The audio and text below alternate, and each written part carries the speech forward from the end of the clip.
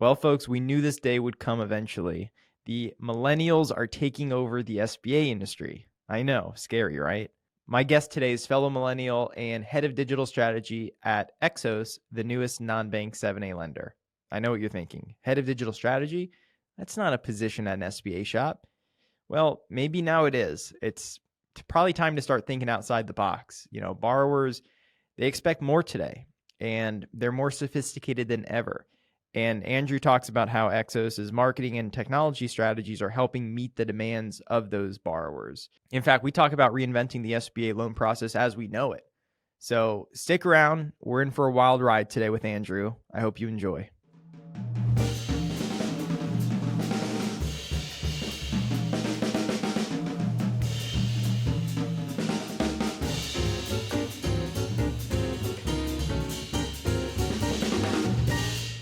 The SBA industry is rooted in banking, and banking is old school, but that's all starting to change.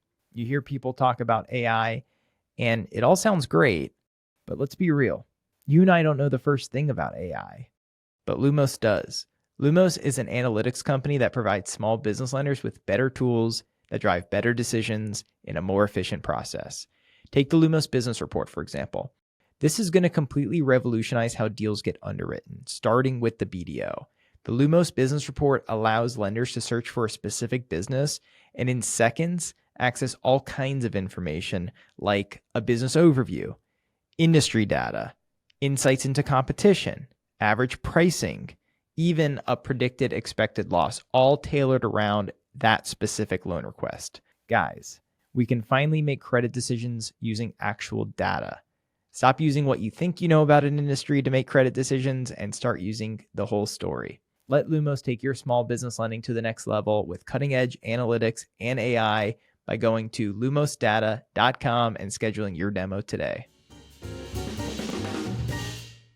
All right, Andrew Simon, welcome to the Art of SBA. Hey, thanks for having me, Ray. We used to work together at ReadyCap. That's how I met you. And you, I think at the time you had moved from California to Michigan, right? I think I was living in California when we first met, and then in 2018 moved to Michigan. Yeah, and that's where you are now, Michigan. And I know you've been now with Exos, which is like the newest non-bank, maybe the newest SBA lender in the space. It all seems, it seems like it came out of nowhere. So just tell me the background story of how it all came together. Yeah, so Exos Financial was looking to get into the smaller balance, loans. Exos Financial does a great job with raising capital, alternative investments, and other financial vehicles. And supporting the small business community was something they were interested in doing and pursuing it differently. So it took about 1 year to 2 years of identifying a non-bank lender, and I guess the best way to put it is finding the right type of personalities and credit philosophies and infrastructure to, launch right away. And as of August 1st, we became, I think, the newest non-bank SBA lender. Yeah, and you had bought the Amito license, right? And I think it was the whole organization. Yeah. Okay. And when I look at the website and you look at the branding and the LinkedIn and stuff, it doesn't look like anything else that's out there, which I assume is by design. Yeah, it's kind of next generation, I guess is the best way to put it. Yeah. And you're the head of digital strategy, right? And that's not didn't anyone tell you, Andrew, that's not a position that SBA lenders have. It's BDOs, underwriters, closers, credit managers. Yeah. This is not a position. What are you doing? That's a great question. Every day, what am I doing? So to start off, we have to set a goal, and it's focused on a client experience. And the client experience we're aiming to achieve is just the fast and precise answers of a loan decision in a closing. So my position is geared towards solidifying strong relationships with referral sources. It's geared towards enabling others to slice and dice through challenging transactions, just as a resource to BDOs sometimes.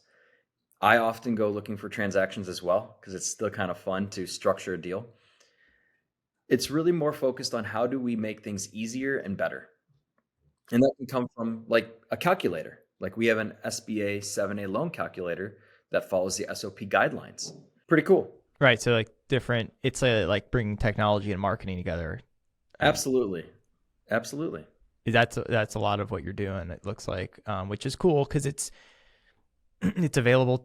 My question is always like, why is no one else doing this?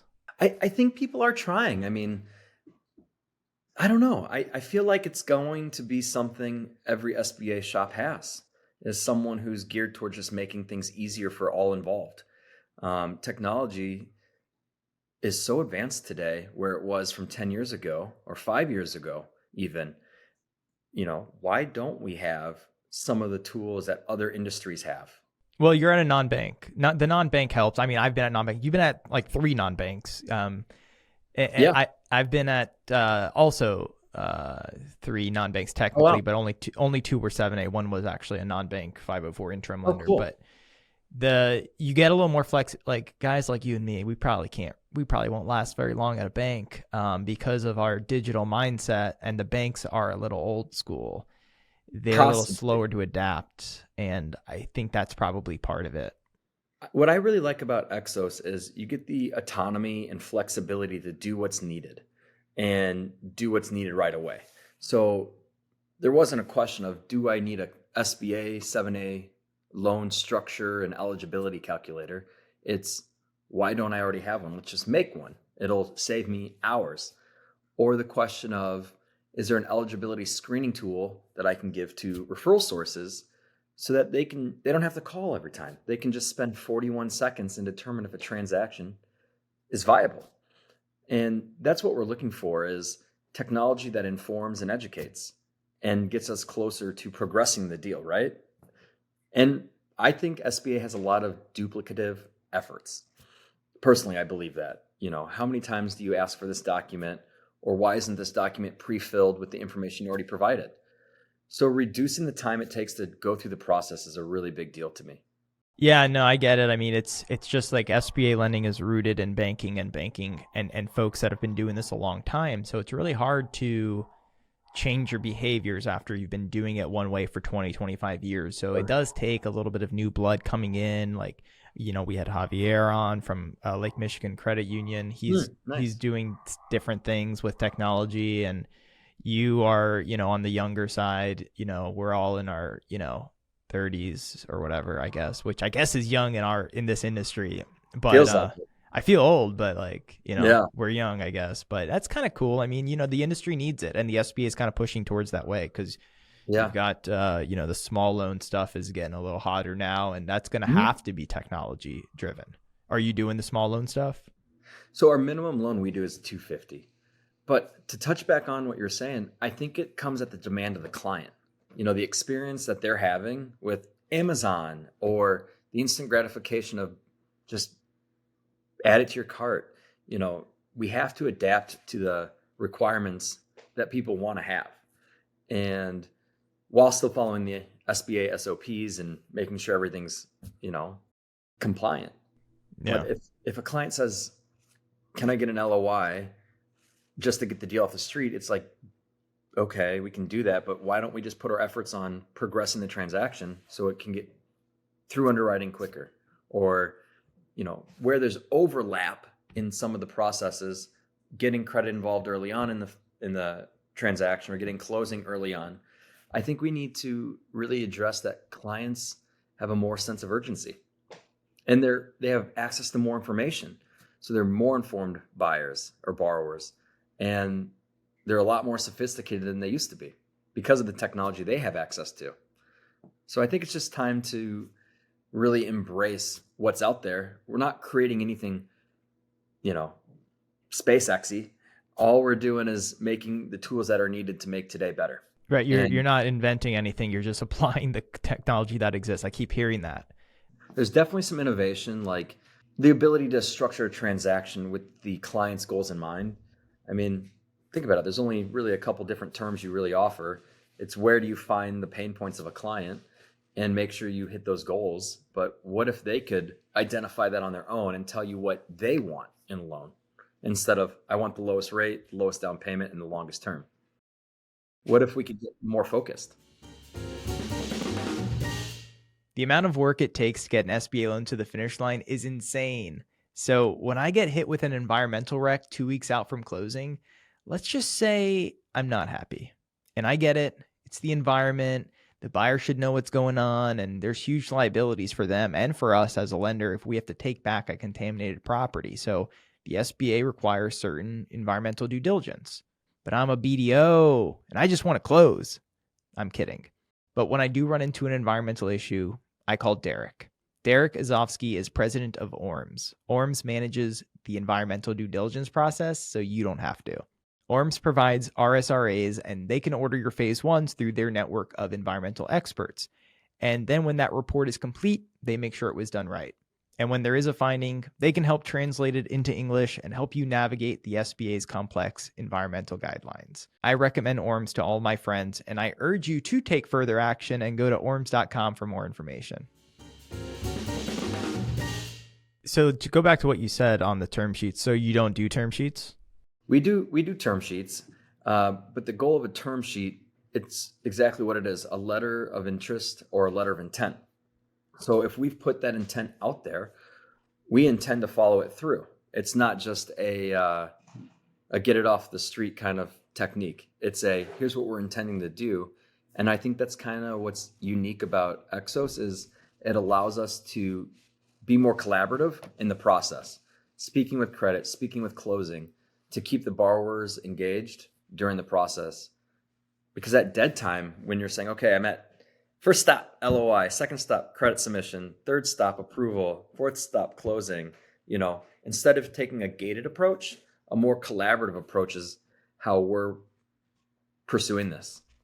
Does that mean you can start, are you closing it right away? Like what does that look like? That's kind of our secret sauce. But what we're doing is we know who's going to be involved in the transaction. It's when we get them involved. So it's not just, it's approved, go to closing. It's let's talk with closing to say, please get this list prepared. Here are the documents needed. Everyone's well aware of what's going on in the organization. So it's a different kind of, it's not siloed anymore. It's now everyone's working together. It's a team environment on a transaction. Yeah. I get that. Clients appreciate that. It allows salespeople to continue selling, closers to be closing, but you're more efficient and effective with your time. What it would solve is, so let's say, for example, you assigned a deal team of an underwriter, closer, and BDO to a transaction day one. Mm-hmm. Now the BDO said all these things, and then by the time it gets to closing, everything's a surprise for the closer, and the closer has to say, well, actually, no, that's not true, and I'm not saying that happens, but it happens a lot. It happens, I hear. It happens, yeah, because that's a thing. Like you got to question this stuff, because I look at the website, it's exos-lending.com, mm-hmm. And it's first of all, it's a sharp looking website. I think it might be one of the best websites in our space from an SBA lending standpoint. And the bar is not high, but it's nice. Whoa. I'll take that, I guess. Thank you. It's nice. It's top notch. And so you kind of have to think outside the box. You have to question these things, right? Like, just because the process is this and has been this, mm-hmm. Well, it was like that for 20 years. Do we really think 20 years ago we figured out the best process that could never change ever? It's tough to say because it worked. It gets the results. Approvals are up.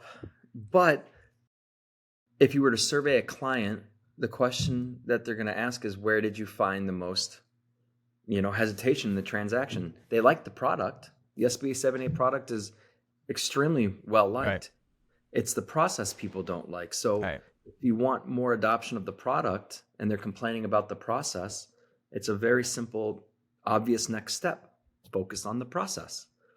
I mean, different lenders have different credit philosophies, but we're gearing towards this process to make it a stronger experience for referral sources, for borrowers, and for coworkers and employees. Because I can imagine what a closer thinks when they get a package right away and they're sitting there and going, oh, we're missing A, B, C, and D.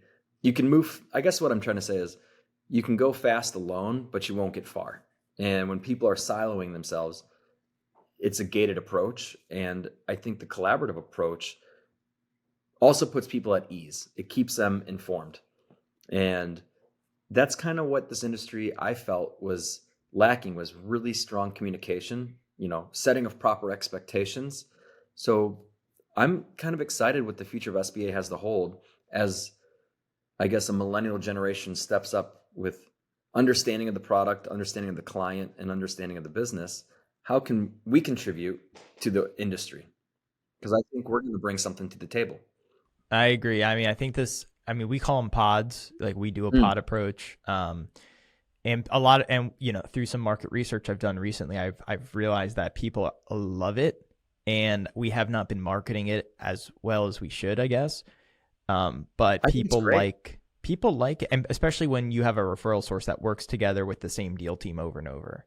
Yeah, tell me more about that. That's really fascinating. What do you like about it? Well, you build efficiencies when you work with the same team on every transaction, because you know how your underwriter thinks, what the closer, how to, what the closer is going to need. And,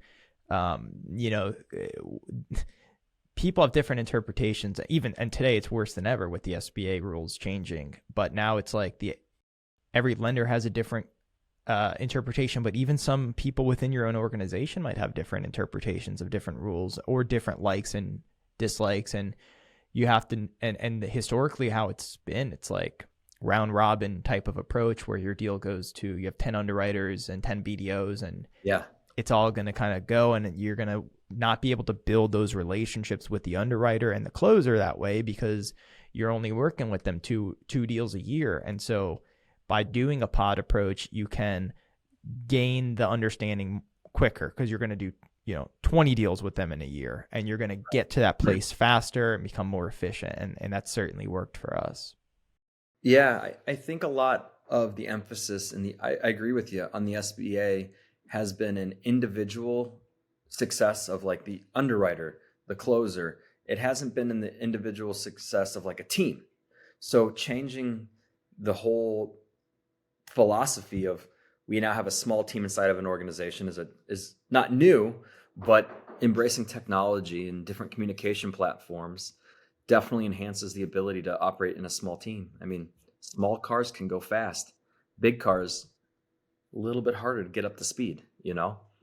Small and nimble. And I think that's kind of what's cool about being a non-bank lender is being a small, relative to the big banks. I think being small is a definite competitive advantage in today's marketplace.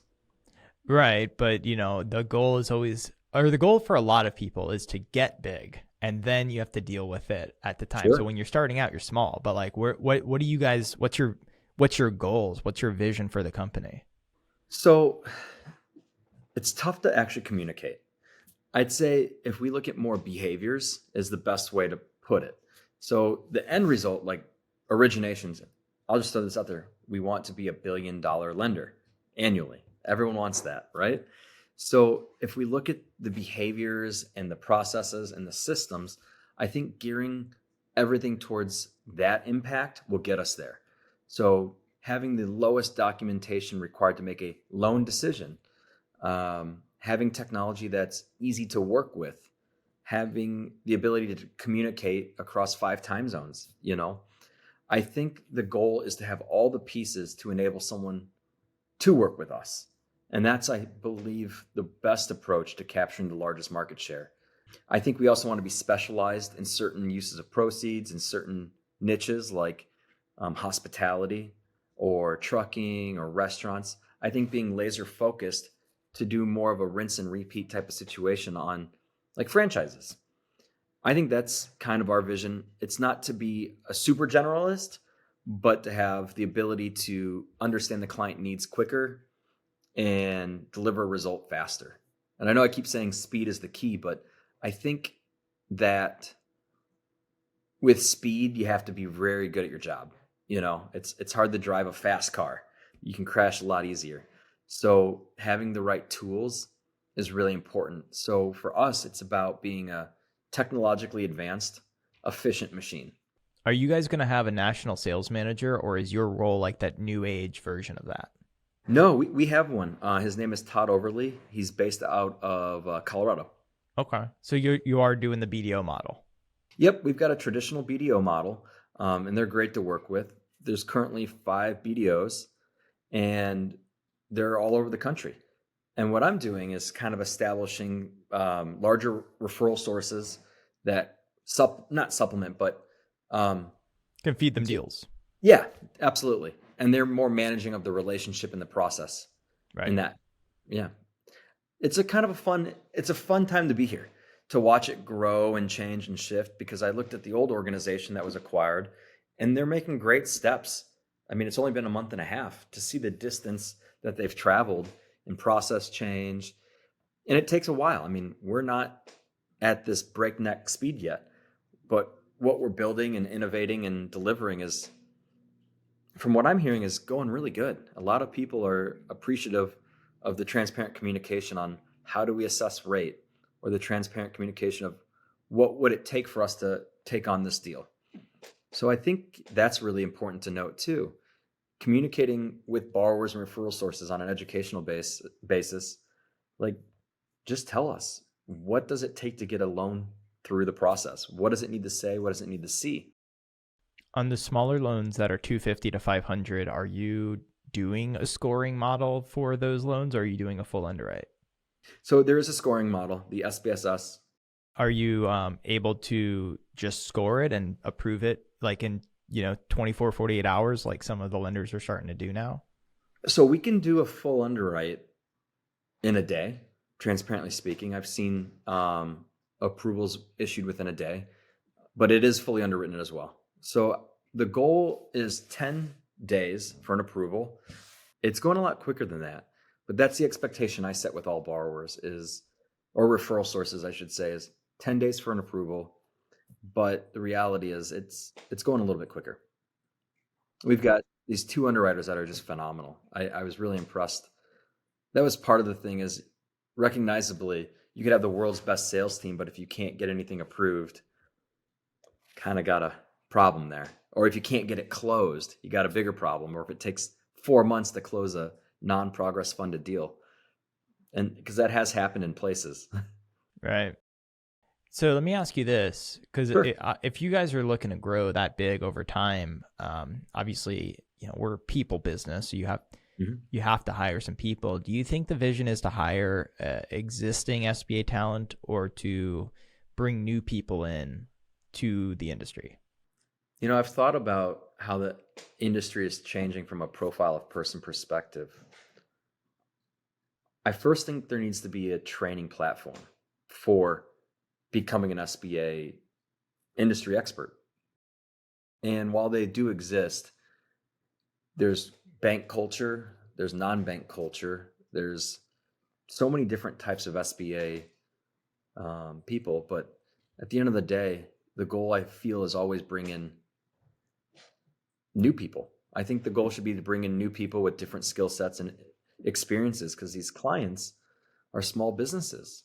Having a different perspective, I think, is really valuable. You can always train on SBA rules, but bringing a different perspective from a different background is always valuable. So I would love to see people from different industries join the SBA. I mean, I'm an investor in Chatterbox, which is exactly what they're looking to do. So Yeah. Of course I'm for that.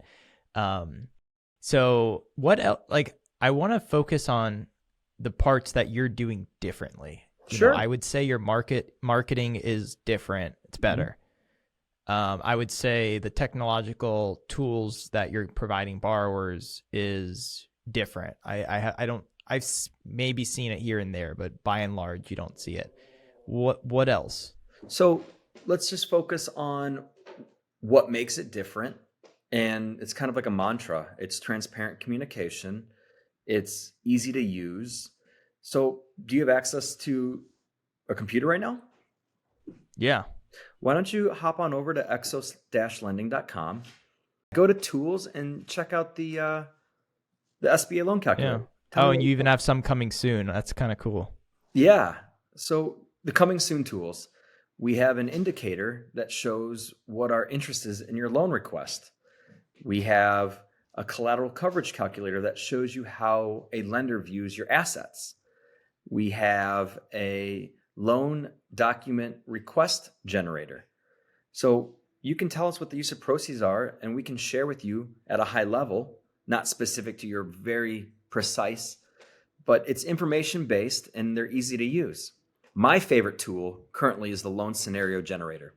You can click on any use of proceeds and it can tabulate different scenarios. So it allows you the opportunity to play with an SBA loan and see what's possible. Okay, cool. Well, let's leave a link to that, Madison. Sure. And that Madison's our amazing producer for those of you listening. So Amito, which you acquired, which Exos Financial acquired, wasn't a top 100 SBA lender to my knowledge, I think. You have plans to get to $1 billion. But the folks there, a lot of them it's the same, it's a similar leadership, right? It's the same people. Same leadership, yep. So what's Exos Financial bringing to the table that's allowing them to get to where they were to all the way to where they want to go? So I can't speak of what happened in Amito because I wasn't there. But what I can say we bring as an organization to others is support. So not just technologically, but brainstorming, manpower, the support needed to enable others to be really good at their job, but be really good with each other. It's a small company. It's a less than 50-person organization, the SBA group. So there's really no reason why we can't listen to these industry experts and figure out solutions that make them more effective and more efficient in their roles. I think there's a hope to become large one day, but to be the best needs to be defined. Is best by size of loan? Is it by customer experience? So when we define what we're looking to do, our best is to be fast and accurate and smooth as well. We don't want to be, high intensity, nonstop, have to have a borrower take 2 weeks off of work just to do our requirements. It's to make it the most easy experience. So I think what we bring is the ability to listen really well to the people who know what they're talking about and what they're doing. The management team at Exos Lending is really strong, in my opinion. They've been around the block. I think there were changes they've all wanted to make. They just, in the short window of time they had to make them, was a challenge. A pandemic ensued. So coming out of this pandemic era, I think everyone's got a different perspective on the small business administration. It's now here for the small business is a lot more prevalent in the news. So having an impression that mirrors how easy it was to get an EIDL or a PPP, that really set the standards really high on how to work with the SBA. And that's something I'd love to pursue one day is how do we get back to that it's that easy kind of mentality? Yeah, that's the goal. And, I would be, very excited if I was, Amito and those folks because it's a good group of people from what I've heard. Yeah. And now it seems like this acquisition has created, more potential for the organization to grow. So I think you guys will be doing great, and I'm looking forward to seeing kind of how it goes. But I want to switch gears and talk a little bit about you because how you speak and how you come at this, obviously, it just doesn't seem like you are a kind of like an SBA purist, kind of like I am and a lot of the folks I've grown up around. It seems like you kind of come at it from a different angle. Can you just give us a little bit more of an idea about your background? Sure. So where do we start with a question like that? Well, how'd you get into SBA? We start there. So I ran the marketing for a truck dealer in California. And we had this idea of financing not just the trucks. And so we went and bought an SBA shop out of Northern California. And then I started doing marketing for SBA. It was a really, really challenging first year. And I was brokering a lot of loans to another lender. And then one day the lender just said, do you know anything about SBA? And I was like, no, I just know how to get the deals. It's not, I should probably know more. And then I started working at this new lender, spent 5-6 years there, built a couple verticals and really enjoyed it. And then one day, Exos Financial came into picture, but I got into it because it was just, there was a need. And the SBA product filled more than equipment financing trucks and trailers. And I think it was watching these two guys who own the company say, let's do bigger and better in small businesses, that was really exciting. So your kind of core background is digital marketing. Marketing in general, yeah, and process. So I think process is the most important component of all of this, and systems. So I've got a master's degree in project management, and one of the core competencies in that field is innovative process design. It's how do you mitigate risk, how do you improve outcomes, and reduce the likelihood of a deviation of that outcome. If you just look at an SBA loan from a processing standpoint, it's just a miniature project. That's all it is. It's, if you want to remodel your bathroom, miniature project. Demonstrate a loan or provide a loan to a client, miniature project. I think we have to focus on getting back to simplicity. And that's what I like, is simple and doing the next obvious step if it makes sense.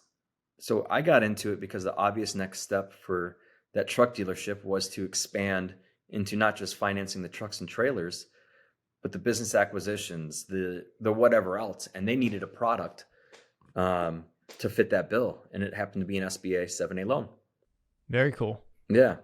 I wish I had this crazy story, but unfortunately we were just filling the next obvious need of the evolution of their organization. No, that makes sense. No, I mean that's why you are doing what you're doing, is because it's not like you've come up through a bank as a teller and then a branch manager and then a residential lender, commercial lender, and then SBA lender. It's totally different. You've come up through marketing first and foremost, and you've got an MBA, you've owned a business, or you probably still do own a business, you and your wife, and you have other things going on, and SBA is one of those things where you can kind of come in as an outsider and innovate and kind of pull the industry forward, which is what it needs and what I like, which is cool. I don't think the SBA is antiquated in its tech or outdated in certain fashions. I think it's very forward thinking in some of the rules, while they're a little confusing at times. But I do think there's a fundamental thing about just being simple. Like the SBA Express product, very simple. It fills a big need. Where things get complicated are the nuances in the rules. And I think that's where tech could really play a big function, is on screening of transactions differently and approaching the client differently, as well as the training of SBA individuals. So I'm really excited to see how can we approach the same problem differently and have a faster and more efficient loan structure, because there are better loan structures. Yeah, because it's really what I feel like the $1 million question is kind of like, the moat of SBA is the knowledge, and it's not just what's written in the SOP. It is in between the lines. It's the gray area, and it's the training, it's the conferences you go to, it's your experience, and then applying all that towards really unique situations on one-off transactions. And do you think that is something that you can build a process around, basically to transfer that knowledge to systems and processes? I would say I haven't seen a reason why we can't. I mean, just because it doesn't exist today doesn't mean it can't exist. Consider this. SBA has just a set of rules and guidelines. There's technology out there doing far more sophisticated and advanced determinations. And if we can include that in there and overlay it with a bank's credit philosophy, I think it's there. I mean, there's machine learning, there's artificial intelligence, there's other types of language processing. So I think at the end of the day, it comes down to the communication of what's real. Because as you can imagine, a lot of lenders just say yes to everything. But I feel like a fast no is more appreciated. But I feel like a fast no with a but after it, saying no, but if this was here, I would say yes. And I think that's the approach we need to take is let's not look at a transaction or relationship or an individual at the surface level. Let's see how we make something happen, because an SBA loan is there for the small businesses. Just because it doesn't qualify today, maybe we make a roadmap of how to qualify tomorrow. Yeah, because what you said in the beginning of the conversation was your term sheets are your intent to do something for someone, not just a way to get a deal off the street. Right. Have you seen that in the market? Just lenders that are issuing LOIs to just kind of get it off the street and figure it out later, and then see what happens. Asking if I've seen a lender give an indication of an interest when they have no chance of getting it done? Yeah. I think there's one. Yeah. I think I saw one once. Saw one. So, let me ask you this, and then we'll wrap it up. But what Sure. what kind of deals are you doing right now? I can give you some good examples of strange things we've done. Deals I've never seen completed in other places I've worked. And that, I think, will give you a good goalposts of where we're trying to get in between. So on the more radical side of things, we recently closed a working capital loan on a 10-year term for $5 million. And we were in a second lien position on the house. It was for a tech company, or in the tech industry. They do accounting software, and they were about 2-3 years old. That was pretty radical. Yeah, anytime you see $5 million of working capital, that in and of itself is like, you just don't see that often. I think lenders really get a little hesitant on large working capital loans. And what was even more fascinating was through conversation and review of his revenue streams, he ended up being an import-export loan as well, and was expanding 90% guarantee. Yeah, expanding into other organizations, which I thought was, or other countries, which I thought was super cool. So I like the import-export loans quite a bit. I really like manufacturing as well. Franchises are something we're very, very strong with. The sales manager's got a great background in franchises. Startups, so you can do like tenant improvements. Absolutely. And we also have, some strong relationships where we could do a bridge up to $2 million and then take out the bridge loan. So if you have a time-sensitive franchise startup that we really like, let's call it, I don't know, Hit Squad Ninja. It's like a parkour, American Ninja Warrior style place. And let's say you got to close in 3 weeks. You got your lease signed. That's a really challenging transaction to do for an SBA loan. We have a relationship where a bridge could be made and we could take the bridge out. So we can, and that derived from the need that the customers have, Yeah. Maybe the space was built out, but they need the equipment. They got to sign the lease. As you know, you need to secure the location before you can approve a loan or close a loan. And sometimes those leases have upfront costs. And maybe the borrower doesn't have that, like an $80,000 down payment. Well, they're financing that. So a bridge was a great solution for that client. So I think being solution oriented is really important. And since there was an acquisition, don't you guys have to get PLP again, or am I? So that is technically correct. The SBA extended our PLP status. Yep. So Oh wow, we still have. So it. you're doing okay. Very cool. Yeah, and going GP or going through the SBA, they're checking for eligibility, and it really hasn't been. We've sent a couple through just to confirm, like that $5 million kind of tech focal point deal, just to confirm everything was great. We still reserve the right to make sure everything is A-okay. So I think it only added about a week to the transaction.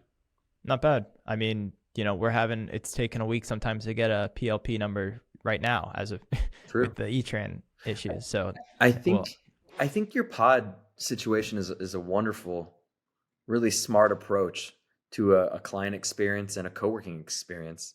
You can take it. You can have it. I know. That's what we're here for. It's not just yours, Ray. I'm sure someone else has it too. But yeah, but we perfected it. Okay. Is this about you? Is this about you? Let's talk more about Exos Lending. Just kidding. But no, in all seriousness, I think there's a synergy of non-banks emerging right now.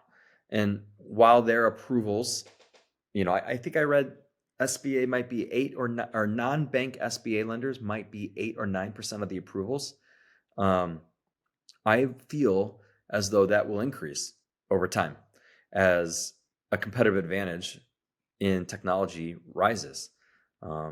Not having to do deposits or credit cards or other products, being a real specialist in this product is great. I wouldn't hire a plumber to build my whole house, but I would definitely hire a plumber to do my plumbing work. And I think we're really the plumbers or, the trade specialists in a very crucial part of a business. And I think it could be marketed stronger and differently to speak to the masses. And I think that is where Exos is really going to really shine, is the communication of what the versatility of this product is. And I'm excited.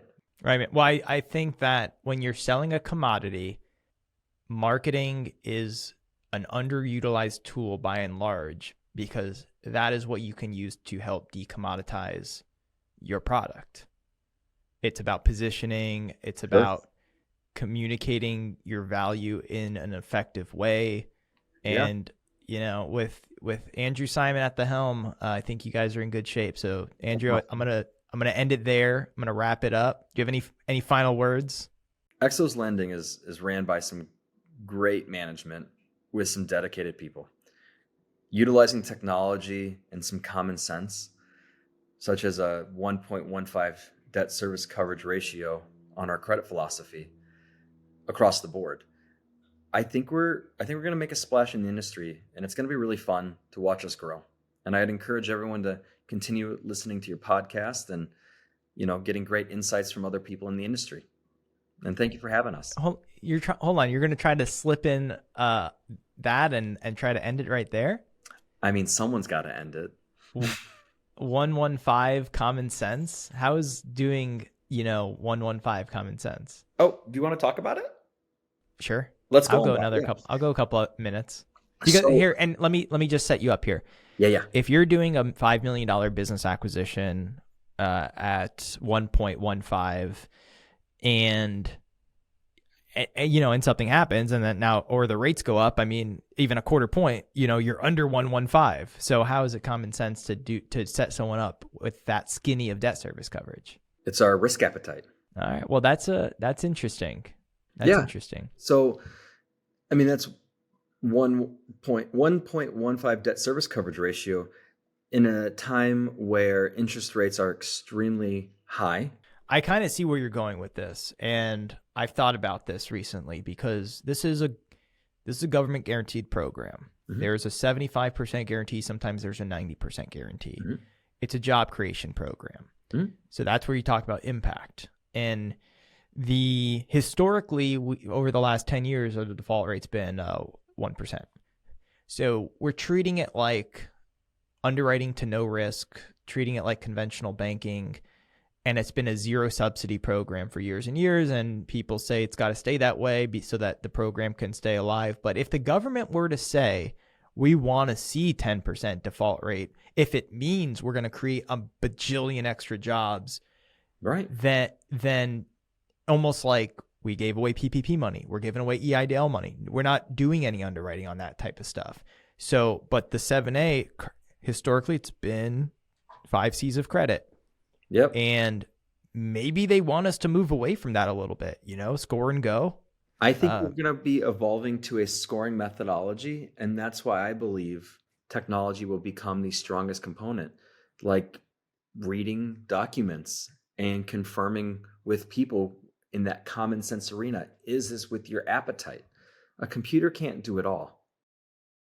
And I hope that ages well, in 20 years when we're talking about SBA. I know. I mean, this is why we do these episodes. It's interesting because you can go back. I've done so many episodes where it's like the state of SBA and my predictions for this and that. And I just go, and I was like way off, but it's cool because then you can come back to it and, you can see. I think we just need to get back to the fundamentals of why the program's there and really embrace the impact it has on the community and what we can do with it. I mean, being a nationwide lender is phenomenal. I wish we could have the best talent in every region and support as best as possible, but that's really hard to manage, maintain, and train.